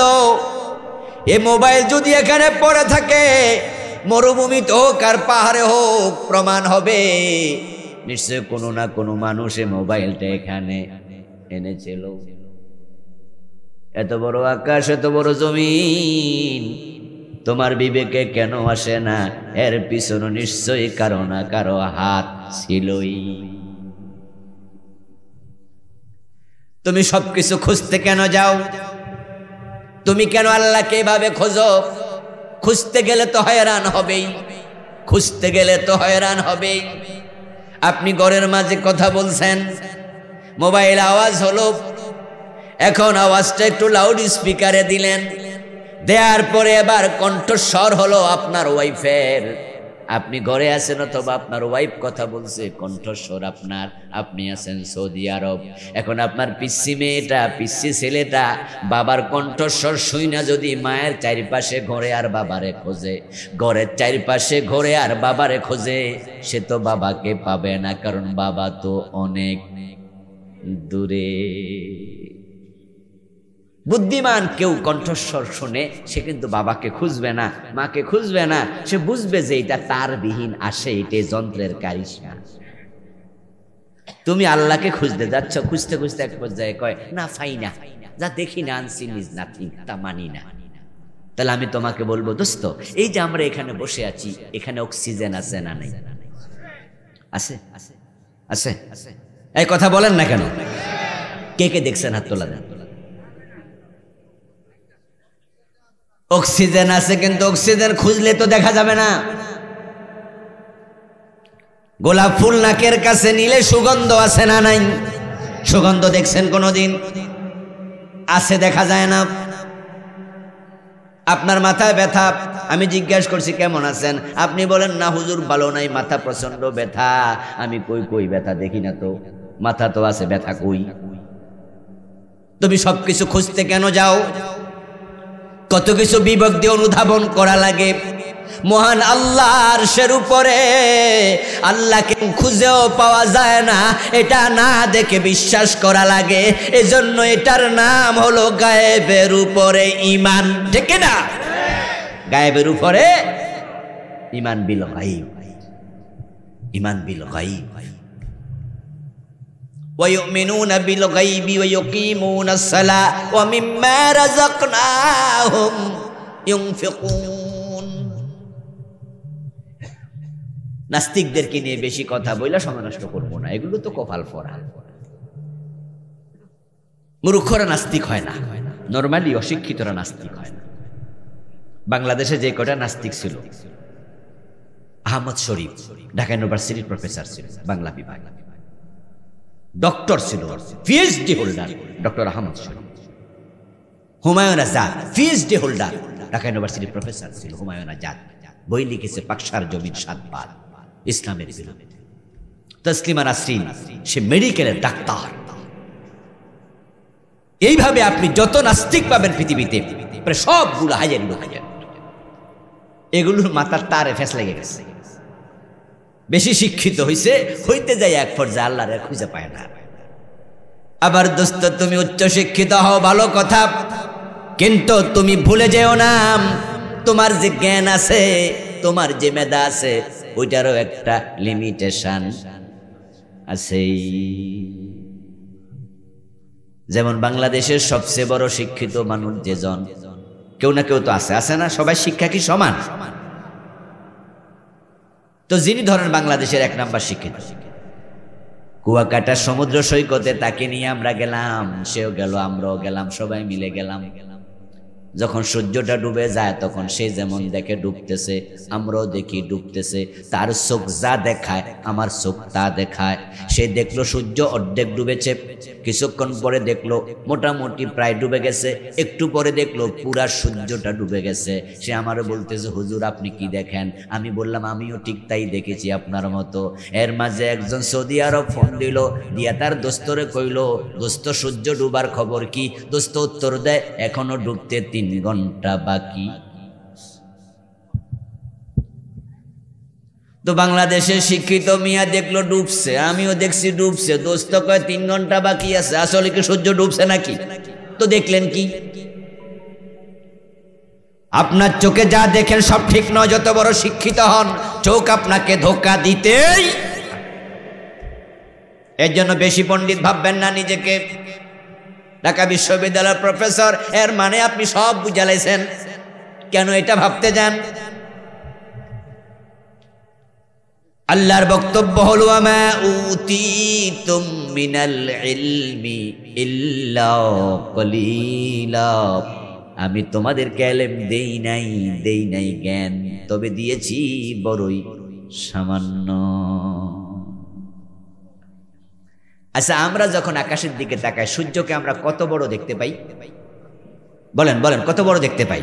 ফুটবলের সমান বা আরেকটু বড়? যিনি বাংলাদেশের সবচেয়ে বড় শিক্ষিত, ঢাকা বিশ্ববিদ্যালয়ের বর্তমান যিনি ভিসি, ধরে নেন যে উনি বাংলাদেশের সেরা শিক্ষিত, ধরে নেন যে হাটহাজারী মাদ্রাসার মুহতামিম বাংলাদেশের সেরা শিক্ষিত। তা আমি দেখলাম সূর্য এত বড়, উনি কি সূর্যের একটুকুই দেখছে না অন্য কিছু? তো ঢাকা বিশ্ববিদ্যালয়ের ভিসি নিজের চোখে দেখলো সূর্য ফুটবলের সমান বা তার চেয়ে বড়। অথচ নাসার বিজ্ঞানীরা বলতেছে সূর্য তুমি যা দেখছো তুমি ভুল দেখছো, তোমার চোখ তোমাকে ভুল দেখাইছে, কারণ সূর্য দেখার মতো পাওয়ার তোমার চোখের নাই। এ সূর্য ফুটবলের সমান নয়, বড় একটা মাঠের সমান নয়, এটা পৃথিবীর তুলনায় 13 লক্ষ গুণ বড়। এই আপনাদেরকে বলতে হবে, শিক্ষিত মানুষরা বিশেষ করে যারা একটু বুঝদার কথা বলেন, সূর্য কি বড় ফুটবলের সমান না পৃথিবীর সমান? মাশাআল্লাহ, পৃথিবীর সমানও না ফুটবলের সমানও না, এটা পৃথিবীর তুলনায় 13 লক্ষ গুণ বড়। আচ্ছা, এই তো বড় সূর্য, এরকম স্টাইলে এইরকম বড় কে কে দেখছেন? তা আপনি দেখলেন কি? বিজ্ঞানীরা কয় কি? এখন বিজ্ঞানীরা যা বললো এটা মিথ্যা না সত্য? এই কথা বলেন না ভাইয়া। তা আপনি যা দেখলেন তা সত্য না মিথ্যা? তাহলে আপনার চোখ 30, 40, 50 বছর দেখাইছে মিথ্যা, বিজ্ঞানীরা যেটা কয় এটা সত্য। আচ্ছা, বিজ্ঞানীরা যে বলল সূর্য 13 লক্ষ গুণ বড়, এরা মাপছে কোন ফিতা দিয়া? যেটা মাপার জন্য তো ফিতা লাগবে না, একটা মাপার তো যন্ত্র লাগবে। আচ্ছা, ঠিক 12 লক্ষ গুণ 99,99,99,999 বড়, নাকি এক গুণ ছোট না এক গুণ বড়? 13 লক্ষ না 13.5 লক্ষ গুণ বড়। একটু বড় ছোট হওয়ার সম্ভাবনাও তো আছে, তারা তো আর ফিতা দিয়া মাপে নাই। বরং নাসার বিজ্ঞানীরা বলেছে সূর্য এত বড় এক মহা অগ্নিকুণ্ড, যার কাছে দাঁড়ে যাওয়া যাবে না, যার ভিতরে উত্তাপ আছে 1,40,00,000 ডিগ্রি সেলসিয়াস, যার বাহিরে তাপমাত্রা 5,000 ডিগ্রি সেলসিয়াস। মাত্র 1500 ডিগ্রি সেলসিয়াস আগুন যদি জ্বালায় তাহলে লোহা একবারে মোম হয়ে যাবে, গলে যাবে। আর সূর্যের পৃষ্ঠদেশে 5,000 ডিগ্রি সেলসিয়াস, ভিতরে 1,40,00,000 ডিগ্রি সেলসিয়াস। এখন এই সূর্যের কাছে দাঁড়ে যাওয়া যায় না, জ্বালায়া পোড়ায়া শেষ করে দেবে। তাহলে ওরা মাপলো কি দিয়া? এখন নাসার বিজ্ঞানীরা কইছে ওই বিজ্ঞানীদের মাঝে 2-4টা মদ খাইনা বিজ্ঞানী আছে না নাই? কথা কয় না কেন আমার ভাইয়া? আসেনি? 2-4টা ব্যভিচার জেনাকারী বিজ্ঞানী আছে না নাই? সব বিজ্ঞানী আস্তিক নাকি? 2-4টা নাস্তিকও আছে না নাই? তো জেনাকারী বিজ্ঞানীও আছে, মদ খাইনা বিজ্ঞানীও আছে, মিছা কথা কন্যা বিজ্ঞানীও আছে, নাস্তিকও আছে। তো ওদের কথা এত বিশ্বাস করো, আর যে নবী মুহাম্মদ জীবনে একটা মিথ্যা কথা বলে নাই, ও নবী মুহাম্মদ আল্লাহর অস্তিত্বের কথা বলে, তোমরা সেটা কেমনে অস্বীকার করো? এজন্য আমি বলি যে যারা নাস্তিক ওইগুলো কোফাল করা যাক, এগুলো নিয়ে কথা বইলা লাভ নাই, এগুলো জাহান্নামী একদল। দ্বিতীয় দল হলো যারা মুশরিক কাফের। আজকে তাদেরকে নিয়েও কথা বলবো না, আজকে মুনাফিক নিয়ে বলবো। ধৈর্য হারা হচ্ছেন না তো? আবার আসল জায়গা যাইতেছে, একটু গোলায় গেলে যাই। আমার বন্ধু শিরক নিয়ে আমি আলাদা বই লিখেছি, আমার বই আছে প্রচলিত শিরক ও তা থেকে বাঁচার উপায়। আমি বাংলাদেশে চলমান 29টা শিরক লিখেছি, আমার গাড়িতে আছে, গাড়ি এখানে আছে, আপনারা অনেকে পেয়েছেন বা শুনেছেন, আজকে নিতেও পারবেন। তো শিরিক করলে মুশরিক, শিরিক নিয়ে বলবো না, চিরস্থায়ী জাহান্নাম। যারা কুফরি করবে তারা কাফের, এ নিয়ে আলাদা বই লিখেছি, ঈমান, কুফর ও নিফাক, এই বইটা। এটার মাঝে নিফাকও আছে, যেটা আজকের আলোচ্য বিষয়। 56টা কুফর লিখেছি। আমার লেখা মোট 8টি বই আছে আলহামদুলিল্লাহ। গত মাসও একটা এসেছে, এটা প্রিয় নবীর জীবনীর উপর লিখেছি, যেমন ছিলেন প্রিয় রাসূল সাল্লাল্লাহু আলাইহি ওয়াসাল্লাম। 280 পৃষ্ঠার অনেক লম্বা বই। আমার বন্ধু, কুফরি করলে কাফের, শিরিক করলে মুশরিক। আল্লাহ তাআলা আমাদেরকে কুফর এবং শিরিক থেকে হেফাজত করুন, বলেন আমিন। আজকে তা নিয়ে কথা বলবো না। দ্বিতীয় গ্রুপ, আচ্ছা আলোচ্য বিষয় 3 নাম্বার গ্রুপ, মুনাফিক। আমরা কুফরিতে থাকবো না, শিরকে থাকবো না, আমরা নাস্তিকদের সাথে থাকবো না, কিন্তু মুনাফিকদের সাথে আমরা সমাজের মাঝে ওতপ্রোতভাবে জড়িয়ে আছি। কত নামাজি, কত হাজি মুনাফিক হয়ে বসে আছে, অথচ মুনাফিক হবে জাহান্নামে কাফের নাস্তিকেরও নিচের অধিবাসী। এই যে আজকের মাহফিলে আমরা বসে আছি, এখানেও অনেক মুনাফিক। এটা বোঝা খুব কঠিন, এটা চেনা খুব কঠিন। নিফাক হচ্ছে অন্তরের রোগ। আল্লাহ তাআলা কোরআনে বলছে ফি কুলুবিহিম মারাদ, তাদের অন্তরে প্রবলেম। যারা মুনাফিক হয় তাদের কলবের মাঝে রোগে ধরে, তখন তার কাছে ইসলাম আর মজা লাগে না। কার কলবে রোগ আছে, কার কলবে নাই, এটা চেনার কিছু আলামত আল্লাহ কোরআন হাদিসে রাসূল বলেছে, আল্লাহ বলেছে। আমি 28টা আলামত লিখেছি, যেগুলো আজকে সংক্ষেপে বলবো। আপনি খুঁজবেন, যদি দেখেন যে সেই আলামত আপনার মাঝে আছে, আপনিও ধরা খাইয়া গেছেন, তাওবা করিতেই হবে। মুনাফিক আপনি নিজে কিনা কেমনে বুঝবেন? সাহাবারা নিজেরা পর্যন্ত বুঝতো না, টেনশনে পড়ে যেত। মুনাফিক হলো ওই লোক, যেই লোক কালেমা পড়ে কিন্তু কালেমার হক আদায়, কালেমার উপর টিকে থাকে না, পিছলে পড়ে যায়। সাহাবায়ে কেরাম নিজেকে নিয়ে মাঝে মাঝে টেনশন করতেন। একজন সাহাবী, তার নাম ছিল হযরত হানজালা রাদিয়াল্লাহু তাআলা আনহু, যাকে গাসিলুল মালায়েকা বলা হয়। যুদ্ধের মাঠে শহীদ হইছে, ওই হানজালাকে ফেরেশতারা নিয়ে গোসল দিছে। এমন একটা ঘটনা শুনছেন না? নাম কি? হযরত হানজালা গাসিলুল মালায়েকা। ওনার জীবনীতে পাওয়া যায়, একবার তিনি রাস্তার পাশ দিয়ে হেঁটে যাচ্ছেন, 2 চোখ থেকে পানি বেয়ে বেয়ে পড়ছে, দাড়ি ভিজে যাচ্ছে। হযরত আবু বকর ওনাকে দেখলেন, দেখে বলছেন, হানজালা কোথায় যাও? হানজালা রাদিয়াল্লাহু তাআলা আনহু আবু বকর সিদ্দিক বলে, আবু বকর আমি রাসূলুল্লাহর কাছে যাচ্ছি। বুঝলাম, কিন্তু কাঁদো কেন? কই কান্নার কারণ হলো হানজালা মুনাফিক হয়ে গেছে, আর মুনাফিকের অবস্থান হবে জাহান্নামে সবার নিচে। কানতেছি, আমি তো মুনাফিক হয়ে গেলাম। আবু বকর সিদ্দিক বলে, হানজালা কেমনে মুনাফিক হইছে? আমি তো বুঝলাম না। হানজালা রাদিয়াল্লাহু তাআলা আনহু জবাব দেন, মুনাফিক কেমনে হইছি শুনবেন নাকি? কয় হ্যাঁ। রাসূলের কাছে যখন থাকি তখন ইমানটা বড় তাজা থাকে, জান্নাতমুখী হয়ে যাই, দুনিয়াদারির প্রতি আকর্ষণই থাকে না, মন চায় আল্লাহর জন্য জীবনটাই দিয়ে দেই। কিন্তু যখনই বাড়িতে আসি তখন ছেলে মেয়ে, বউজি, ব্যবসা বাণিজ্য, এগুলোর প্রতি আমার মন ঝুঁকে পড়ে। তা আমি তো বুঝি তাহলে আমার ইমানে প্যাঁচ লাইগা গেছে, কলবে সমস্যা। এজন্য এর প্রতিকার কি জানার জন্য রাসূলের দরবারে যাচ্ছি। আবু বকর সিদ্দিক রাদিয়াল্লাহু তাআলা আনহু তখন বললেন, হানজালা তাহলে তো এই রোগে আমিও রোগী। কই তোমার মতো তো আমার ওই দশা, তাহলে তো আমিও মুনাফিক হয়ে গেছি। চলো চলো আমিও যাই। 2 জনে মিলে প্রিয় নবীজির কাছে গেলেন। রাসূলুল্লাহ সাল্লাল্লাহু আলাইহি ওয়াসাল্লামের কাছে গিয়ে 2 জনে মিলে বলছি, ইয়া রাসূলুল্লাহ এই হলো ঘটনা।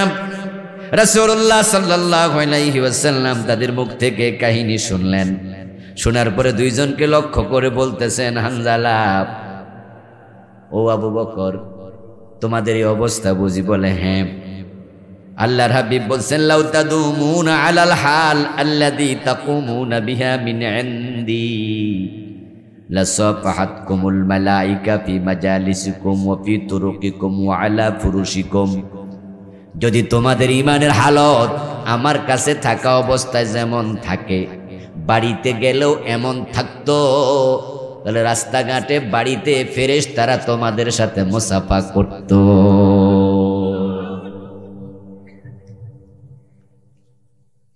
ইয়া হানজালা সাআতান ওয়া সাআতান ওয়া সাআতান, ও হানজালা, এটার নাম মুনাফিকিনা।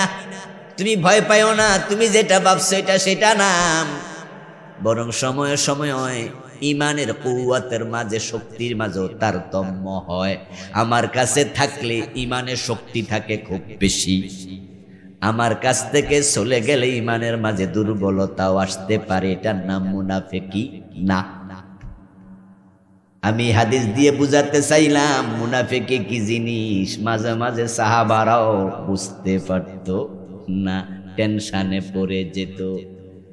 কিন্তু মুনাফিকি নিয়ে এখানে আপনারা যারা আছেন টেনশন করছেন কয়দিন? নবী মুহাম্মাদের মতো সাহেবুল নিফাক থেকে আল্লাহর কাছে ফানা চাইয়া বলতো, ইয়া রাব্বি আল্লাহুম্মা তাহির কলবি মিনান নিফাক। ও আমার রব আল্লাহ, আমি নবী মুহাম্মাদের কলবকে নেফাক থেকে তুমি পবিত্র রাখিও। মুনাফিকি থাকতে থেকে নিজের কলবের পবিত্রতার জন্য আপনি দোয়া করছেন কয়দিন? রাসূলের একজন সাহাবী ছিলেন, নাম ছিল হুযায়ফা ইবনুল ইয়ামান। কি নাম বলেন? বলেন, ওয়াজ বাড়িতে নিয়েন কিছু। কি নাম? হুযায়ফা ইবনুল ইয়ামান রাদিয়াল্লাহু তাআলা আনহু। উনার উপাধি ছিল সাহিবু সিররিন নবী সাল্লাল্লাহু আলাইহি ওয়াসাল্লাম। বাংলা অর্থ হলো, উনার উপাধি হলো রাসূলুল্লাহর গুপ্ত ধন ভান্ডার, গুপ্ত খবরের ভান্ডার। গোপন খবর, প্রিয় নবী, গোপন মেসেজ, গোপন তথ্য উপাত্ত আবু বকর ওমরের কাছেও সব বলতেন না, শুধু একজনের কাছে সব বলতেন, তার নাম ছিল হযরত হুযায়ফা। এক এক সাহাবীর এক এক ফজিলত, এক এক সম্মান। হুযায়ফার সম্মান ছিল উনি প্রিয় নবীর গোপন খবরের ভান্ডার, গোপন তথ্যের ভান্ডার। মদিনায় কারা কারা মুনাফিক ছিল আল্লাহর হাবিব হুযায়ফার কাছে বলে গেছেন। হযরত ওমর যখন খলিফা, হযরত ওমরের কাছে কোনো মানুষের মৃত্যুর খবর যদি আসতো, ওমর যেহেতু প্রেসিডেন্ট, তাই কেউ মারা গেলে ওনার জানাজার নামাজের ইমামতির ডাক পড়তো। হযরত ওমর যখন কারো মৃত্যুর খবর শুনতেন, ওনাকে ইমামতি করার জন্য ডাকা হতো, তিনি বলতেন আগে হুযায়ফার কাছে যাও। আর মনে মনে ভাবতেন, ওর জানাজার নামাজ পড়ার জন্য হুযায়ফা যদি রাজি হয়, তাহলে বোঝা গেল মুনাফিকের তালিকায় নাম। যেহেতু হুযায়ফা জানে কেডা কেডা মুনাফিক। আর যদি হুযায়ফা বলতো যে না, আমি তার জানাজার নামাজ পড়বো না, ওমর বলতেন যে আমিও যাব না। একদিন হযরত হুযায়ফা রাদিয়াল্লাহু তাআলা আনহু ওমর রাদিয়াল্লাহু তাআলা আনহুর সাথে বসে আছেন। ওমর রাদিয়াল্লাহু তাআলা আনহু, হুযায়ফা এক জায়গায়, হযরত হুযায়ফা রাদিয়াল্লাহু তাআলা আনহু, ওমর বসে আছেন। এই অবস্থায় এক ব্যক্তি আসলো, এসে বলতেছে, ওমর অমুক মারা গেছে, চলেন তার জানাজার নামাজ পড়াবেন। হযরত ওমর রাদিয়াল্লাহু তাআলা আনহু এই কথা শোনার সাথে সাথে তিনি জানাজার নামাজ পড়ানোর জন্য উঠবেন ভাব ধরছেন। হুযায়ফা সাথে বসা, ভাবতেছেন দেখি হুযায়ফা কি বলে। যখন ওমর উঠবে ভাব ধরছে, হযরত হুযায়ফা তখন বলছে, ইয়া খলিফাতাল মুমিনিন ইজলিস ইন্নাহু মিন হাউলা। ও ওমর, আপনি যার জানাজার নামাজ পড়ার জন্য দাঁড়াইছেন, দাঁড়াইয়েন না, বসেন, হে তো হে পার্টির লোক। ইন্নাহু মিন হাউলা, এর মানে ওই যে মুনাফিক, ও তো ওই দলের লোক, এজন্য জানাজার নামাজ পড়াতে যাবেন না। হযরত ওমর রাদিয়াল্লাহু তাআলা আনহু ওই লোককে বিদায় করে দিলেন, বললেন যাও যাও তোমরা নামাজ পড়ো, আমি যাব না। আজকে মওকা বুঝে হযরত ওমর এবার হুযায়ফা ইবনুল ইয়ামানকে ধরছে, ধরে বলতেছে, নাশাদতুকা বিল্লাহ আনা মিনহুম। ও হুযায়ফা, কারা কারা মুনাফিক মদিনায়? নবী মুহাম্মদ তো আপনার কাছে তাদের নাম বলে গেছে, সেখানে আমার নাম আছে নাকি?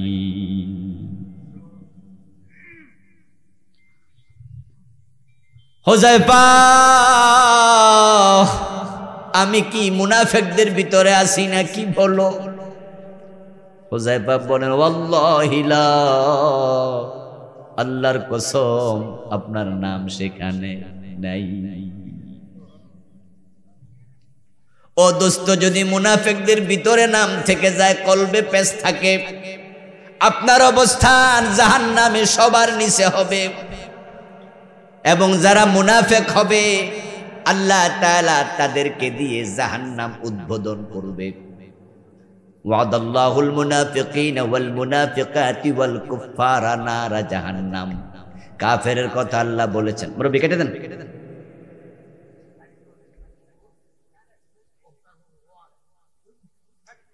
শেষ করো। হ্যাঁ, ডিস্টার্ব হয়েছে, ডিস্টার্ব দিয়েন। ওয়াদাল্লাহুল মুনাফিকিনা ওয়াল মুনাফিকাতি ওয়াল কুফারা নারা জাহান্নাম। আল্লাহ সিদ্ধান্ত নিয়েছেন তিনি জাহান্নামে দেবেন। শুরু করলেন মুনাফিক পুরুষ, তারপরে মুনাফিক নারী, তারপরে কাফের। ওয়াদাল্লাহুল মুনাফিকিনা ওয়াল মুনাফিকাতি ওয়াল কুফার। কাফেরকে জাহান্নামে আগে নয়, আগে দেবে যারা মুনাফিক তাদেরকে। আরে কায়তে আল্লাহ বলে, ইন্নাল্লাহা জামিউল মুনাফিকিনা ওয়াল কাফিরিনা ফি জাহান্নাম জামিআ। এখানে আল্লাহ মুনাফিকের নাম আগে কইল। ইন্নাল্লাহা জামিউল মুনাফিকিনা ওয়াল কাফিরিন, শুরুটা করছে কাফের দিয়া না মুনাফিক দিয়া? মুনাফিক আল্লাহর কাছে এত খারাপ কেন? কারণটা কি? কারণ জানা দরকার আছে কিনা? ও দোস্ত, কারণ হলো সমাজে ইসলাম ক্ষতিগ্রস্ত হওয়ার পিছনে মুনাফিকরা সবচেয়ে বেশি দায়ী। রাসূলুল্লাহকে মুনাফিকরা কষ্ট দিছে কাফেরদের চেয়েও বেশি। বাংলাদেশের দিকে তাকালেও বুঝবেন, এই দেশে যে 53 বছর সংসদ ভবনে কোরআন যায় না, কোরআন দিয়ে আদালতে বিচার হয় না, কোরআন দিয়ে রাষ্ট্রটা চলে না, এজন্য কিন্তু হিন্দু খ্রিস্টান দায়ী না। কারণ বাংলাদেশে হিন্দু বৌদ্ধ খ্রিস্টান সবাই মিলে কয় পার্সেন্ট? 8%। আর বাকি 92% মুসলমান। যদি আমরা 51% মুসলমান কোরআনের পক্ষে চলে আসতাম, তাহলে বাকিরা কিন্তু কোরআনের আইন ঠেকাইতে পারত না। তাহলে কোরআনের পক্ষে যে আজকে 51% মুসলমান নাই, এজন্য হিন্দুরে দোষ দেওয়ার সুযোগ আছে নাকি? ওয়ালিয়াম মুরশিদা ওয়া আশহাদু আল্লা ইলাহা ইল্লাল্লাহ وأن محمدًا عبده ورسوله أما بعد فقد قال الله تعالى في كلامه المجيد أعوذ بالله من الشيطان الرجيم بسم الله الرحمن الرحيم إذا جاءك المنافقون قالوا نشهد إنك لرسول الله والله يعلم إنك لرسوله والله يشهد إن المنافقين لكاذبون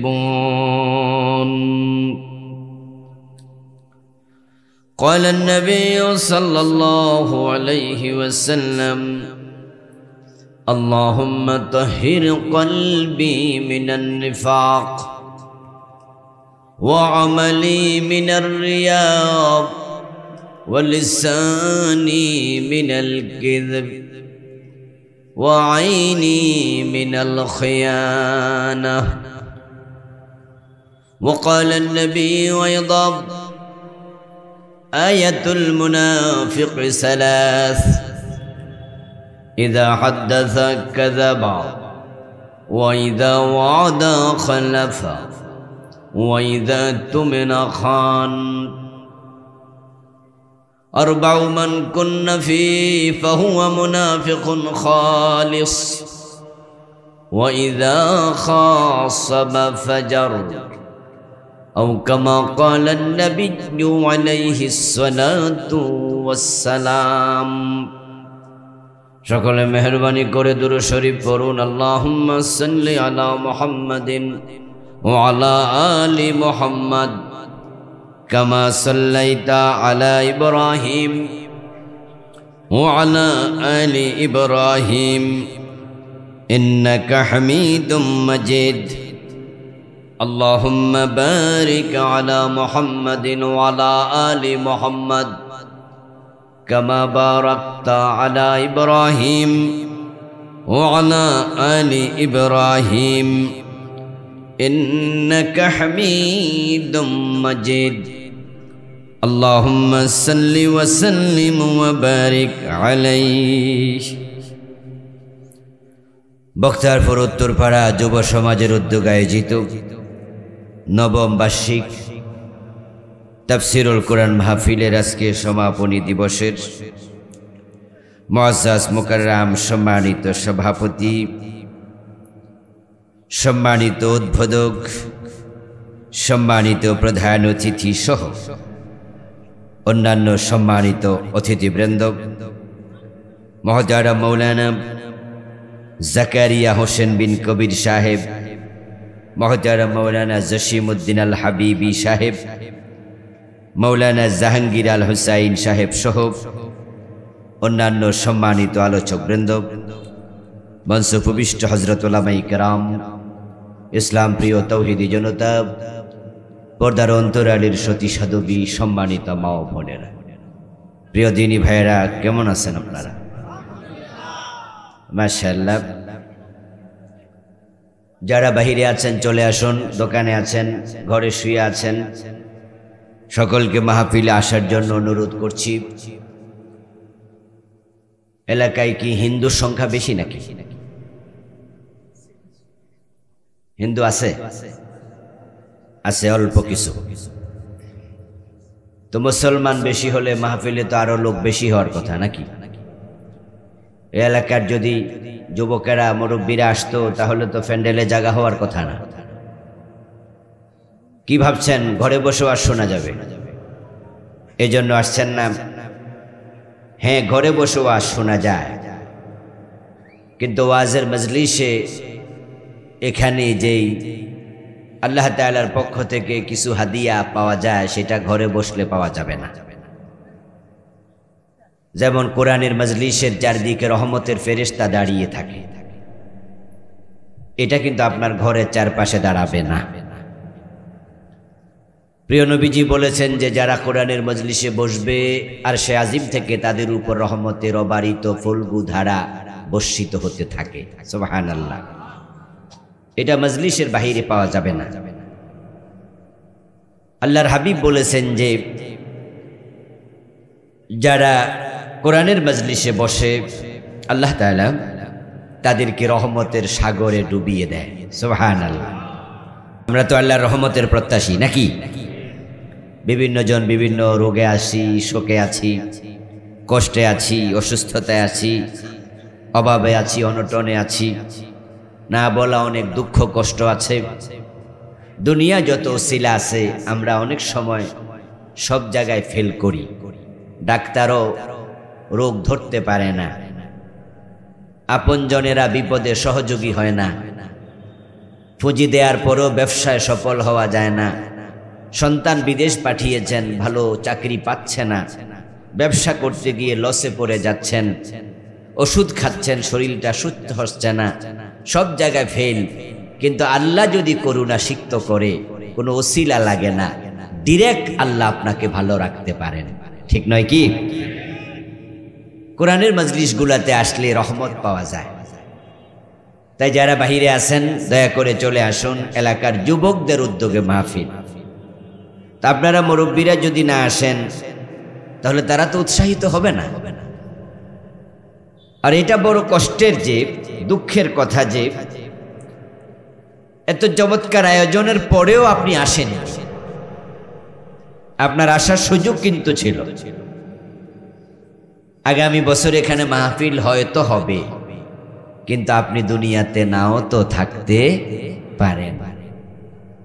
আপনার গ্রামে একটা কোরআনের মাহফিল, আপনার উচিত ছিল যে এখানে এসে কমপক্ষে আপনি একাত্মতা ঘোষণা করা, এই ইয়াংদেরকে আপনি উৎসাহিত করা। মা বোনদেরকে বলবো, যাদের ঘরে শুয়ে আছে আপনাদের সন্তান, আপনাদের স্বামী, মাহফিল আসার মতো সামর্থ্য আছে, সুস্থতা আছে, কম্বলটা কেড়ে নিয়ে ধাক্কায় পাঠাইয়া দেন যে কোরআনের মাহফিলে যাও। যখন কোরআনের মজলিসগুলো লোকে লোকারণ্য থাকে, জৌলসপূর্ণ থাকে, তাহলে আয়োজকদের ভবিষ্যতে আরো বড় উদ্যোগ নিতে মন চাইবে। ঠিক নয় কি? আর যদি সেটা জৌলসপূর্ণ না হয়, তাহলে ওনারা বলে যে কষ্ট করছি, লোকজন তো আসে না, তারা আগ্রহ হারিয়ে ফেলে। আল্লাহ তাআলা যারা এসেছেন তাদের সকলের উপর তুমি রহম করো, বলেন আমিন। আল্লাহ, আমরা যারা হাজির হলাম আমাদের সকলকে আজকের এই মাহফিল হেদায়াতের ওসিলা বানায়া দাও, বলেন আমিন। আল্লাহ, এই মাহফিলকে আমাদের আখেরাতে নাজাতের জারিয়া বানায়া দাও, আবারও বলেন আমিন। প্রিয় দিনী ভাইরা, আমি আপনাদের সম্মুখে পবিত্র কোরআন মাজিদ থেকে সূরাতুল মুনাফিকুনের প্রথম আয়াতে কারিমা তিলাওয়াত করেছি।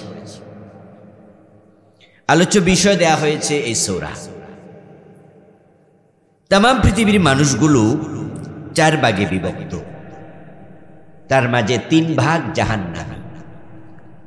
তাহলে জান্নাতি আছে মাত্র কয় ভাগ? 1 ভাগ। জাহান্নামীর সংখ্যা খুব বেশি, জান্নাতির সংখ্যা খুব কম। 4 ভাগ মানুষের বাহিরে তাম পৃথিবীতে একজন মানুষও নাই। আমরা যারা আজকের মাহফিলে আছি, আমরা 4 ভাগের ভিতরেই আছি। 1 ভাগের নাম মুলহিদ, যাদেরকে আমরা বাংলায় বলি নাস্তিক। আল্লাহর অস্তিত্বটাই স্বীকার করে না। তারা বলে দেয়ার ইজ নো গড, সৃষ্টিকর্তা বলতে কেউ নাই। নাউজুবিল্লাহ পড়বেন না? তারা বলে আনসিন ইজ নাথিং, যা দেখি না তা মানি না। পৃথিবীতে এমন কিছু মানুষ আছে যে মানুষগুলো আল্লাহ তাআলা যে আছেন এটাই বিশ্বাস করতে চায় না। তারা বলে সবকিছু নাকি প্রাকৃতিক ভাবে হয়ে গেছে। এমন কিছু মানুষ বাংলাদেশেও আছে, যেমন তসলিমা নাসরিন, নাম শুনছেন? দেশ থেকে পালাইয়া গেছে, এখন ইন্ডিয়াতে আছে। কয়দিন আগে শুনছিলাম মরে গেছে, পরে দেখি না মরেও মরে নেই।